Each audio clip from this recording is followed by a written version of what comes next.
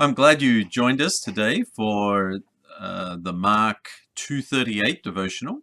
And we're in chapter 4 of the Gospel of Mark, and hopefully you've had a chance to read that chapter. And I'd love for you to share some comments in the below this video, just to others can see what you're thinking when we're done and what you experienced out of the chapter.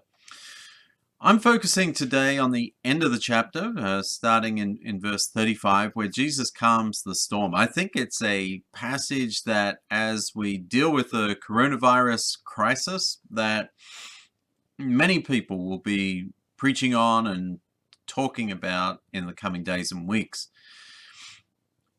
In the story, Jesus is crossing the lake in a boat. He goes to sleep. He's exhausted. And the storm's going on all around him, and he seems oblivious to it.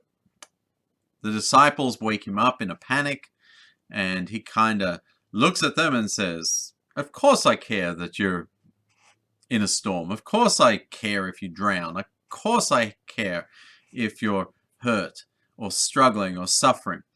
And so he rebukes the wind, he rebukes the waves and says, "Quiet, be still," and then they die down. He turns around to his disciples and says, "Why are you so afraid? Do you still have no faith?" And that's really, I think, a big question for us, is how is our faith holding up?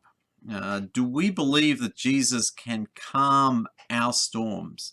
We're maybe sheltered in our house, in our workplace, doing what we can, separated from other people, and maybe we feel separated from God.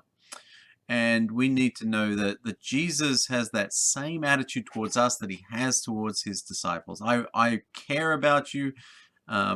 You're going to have storms. They're going to be difficult. I want to look after you. I can take care of you, and I will bring you through them. Do you still have no faith? Where's your faith today?